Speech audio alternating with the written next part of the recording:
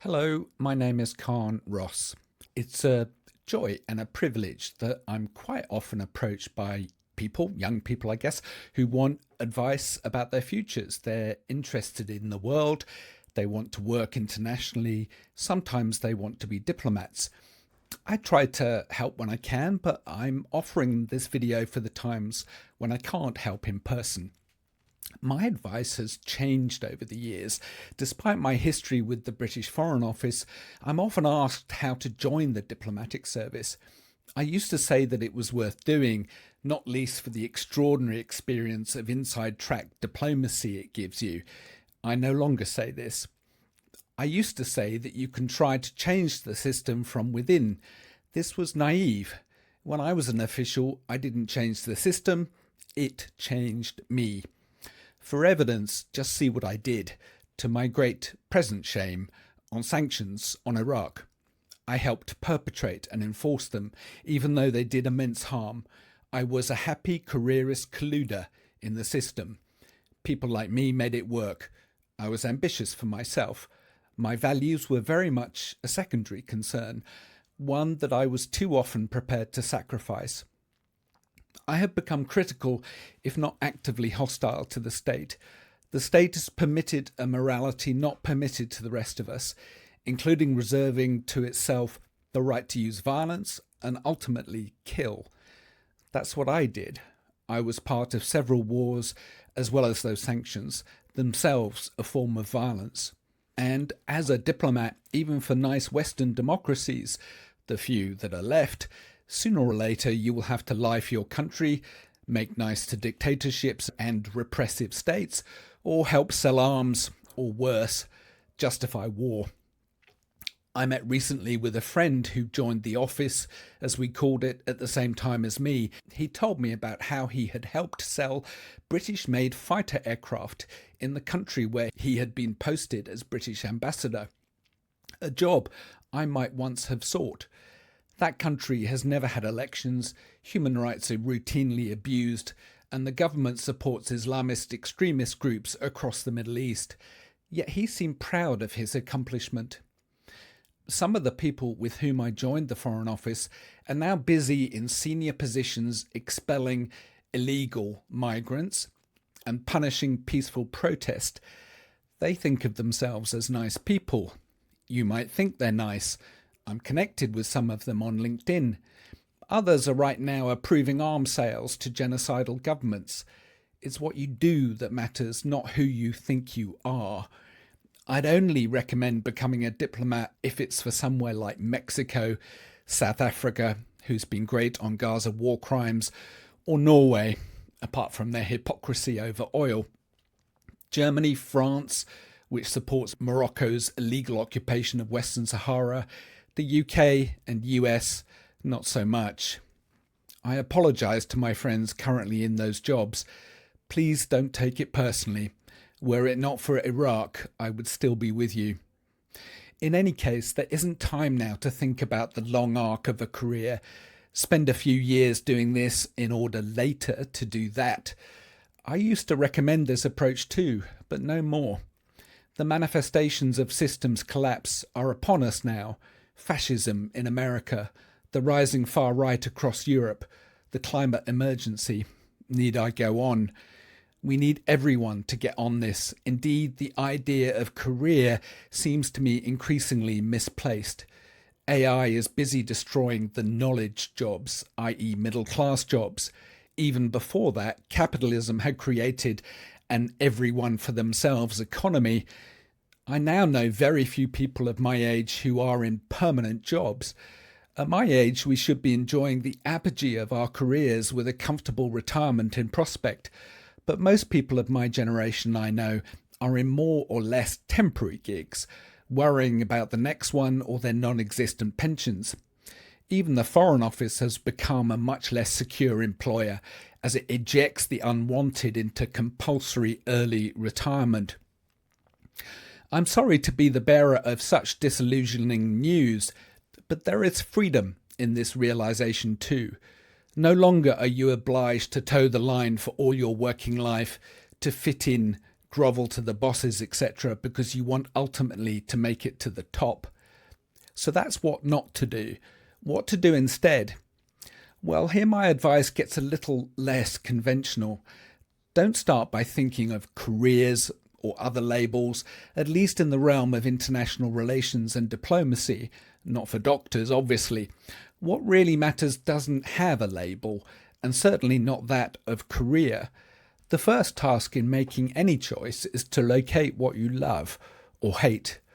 This can be hard and take a long time, perhaps a lifetime, but it is the most important struggle, the battle to become fully oneself. One answer is to explore, and by that I mean literally, get out into the world.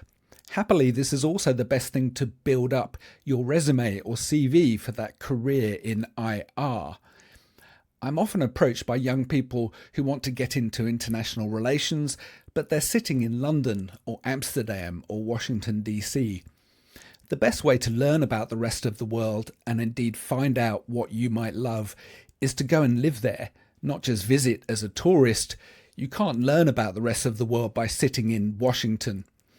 Living in Gaza or Myanmar will be life-changing in one way or another.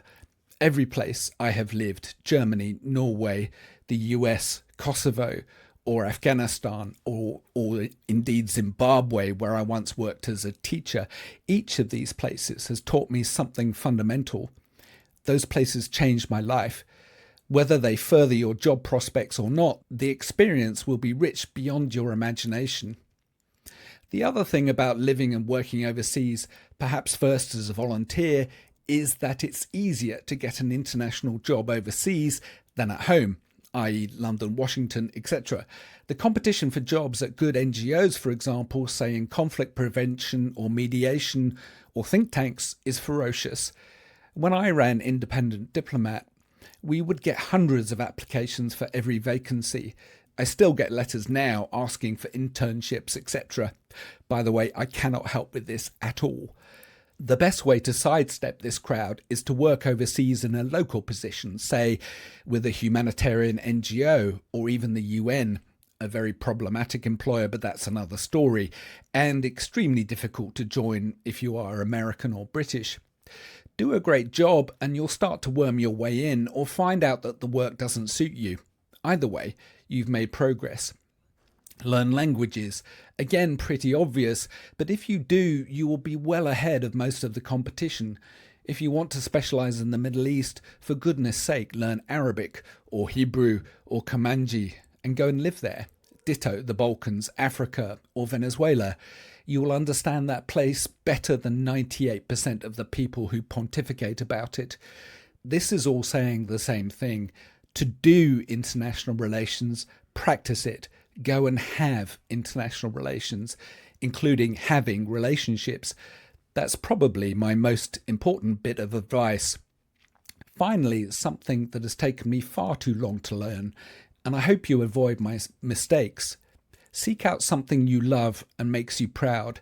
This isn't about status. Status is for the weak-minded, as I once was and doubtless still am. Teaching kids in a refugee camp in Bangladesh doesn't have much status, but it will give you far more satisfaction, richer experience, and I expect pride than some boring office job back home trying to sell crap no one needs.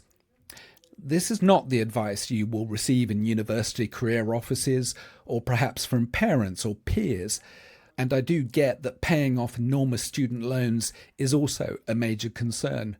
What I'm proposing is a harder road than that neatly packaged career, but it will be your road and no one else's, and its triumphs will be yours, as well as its disappointments. Learn to listen to your heart.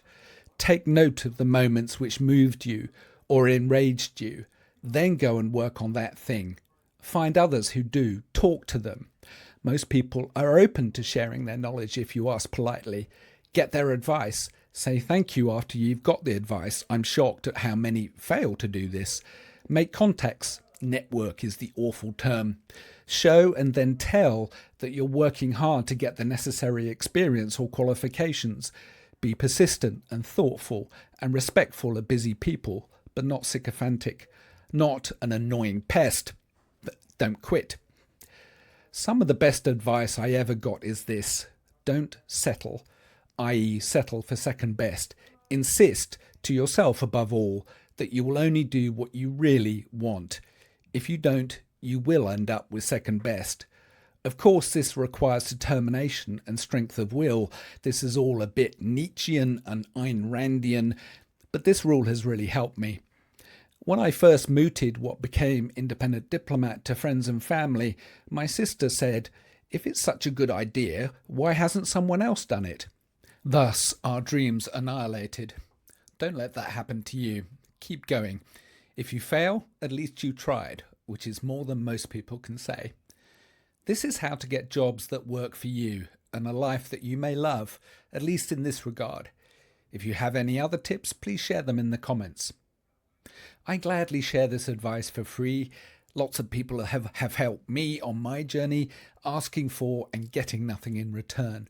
All I ask is that if you like this video, please share it and ask people to subscribe to future videos on YouTube or TikTok, or visit my website. The address is in my profile. I plan to do some video chats at some point soon, so please feel free to join those with any questions you might have. I will post this video with subtitles in other languages, including Arabic, French, German, and Chinese. I hope this is helpful. Good luck.